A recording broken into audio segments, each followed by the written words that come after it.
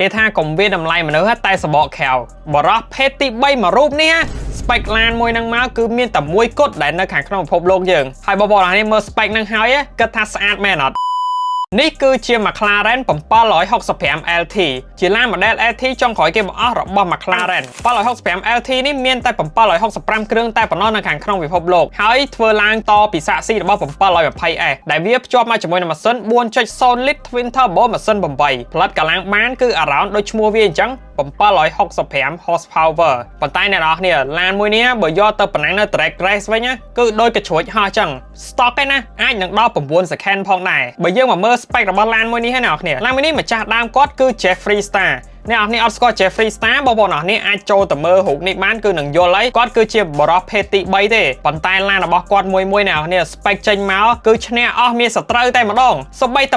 765 LT នេះដែលខ្ញុំលើកមកនេះអ្នកនរគ្នាឡានមួយនេះមានឈ្មោះថា Pink Magic ក៏ដូចជាពណ៌របស់ឡានហ្នឹងអញ្ចឹងគឺពណ៌ផ្កាឈូកហើយពណ៌ផ្កាឈូកនេះមិនមែនជាពណ៌ផ្កាឈូកធម្មតាអ្នកនរគ្នានៅខាងក្នុងហ្នឹងគឺមាន plate pearl ច្រើនមែនតើនៅខាងក្នុងតួទឹកឆ្នាំរបស់គាត់ចំណែកឯ carbon fiber គឺជុំទិសតែម្ដងវាគឺជាឡាន spec របស់ MSO ហើយតតែមនុស្សដែលខ្លាំងដូច Jeffrey Star នេះទើបអាច spec 1 បែបនេះបានអ្នកនរគ្នាឡានមួយនេះពណ៌ទឹកថ្នាំក៏សាហាវហើយចំណែក carbon fiber វិញគឺបងប្អូនអរគ្នាប្រកាសជាមិនដែលឃើញសោះតែម្ដងគឺ carbon fiber លាយពណ៌ខៀវហើយក្នុងហ្នឹងមានអា diamond crush នៅខាងក្នុងហ្នឹងទៀតគឺអា plate នៅលើ carbon ហ្នឹងទៀតអ្នកនរគ្នាសាហាវខ្លាំងមែនតើណាហើយបើយើងមកមើលឲ្យកាន់តាគៀគឺ front bumper របស់គាត់ក៏ប្រើអា carbon fiber ខៀវអាខ្សុំជាគៀងអា front air vent ខ្សុំកញ្ចក់ក៏ប្រើ carbon ខៀវផងដែរនិយាយចំទៅឡានមួយនេះមានទាំងអា roof scoop នេះទៀតអា roof scoop ខាងក្រោយនេះក៏ carbon ផងដែរស្អាតខ្លាំងមែនតើអ្នកនរគ្នាមកជុំហ្នឹងឲ្យតែថា carbon គឺអត់មាន carbon ពណ៌ខ្មៅធម្មតាទេ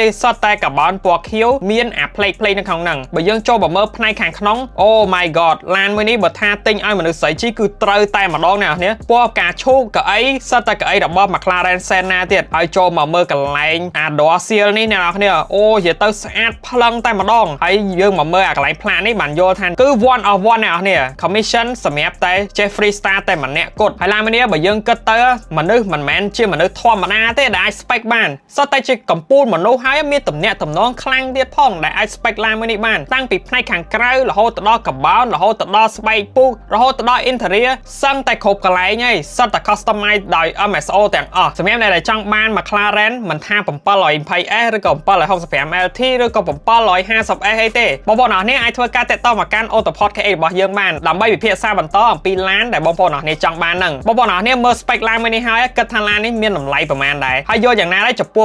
765 LT ពណ៌ផ្កាឈូកមួយនេះមានមតិអាច comment នៅផ្នែកខាងក្រោមនេះ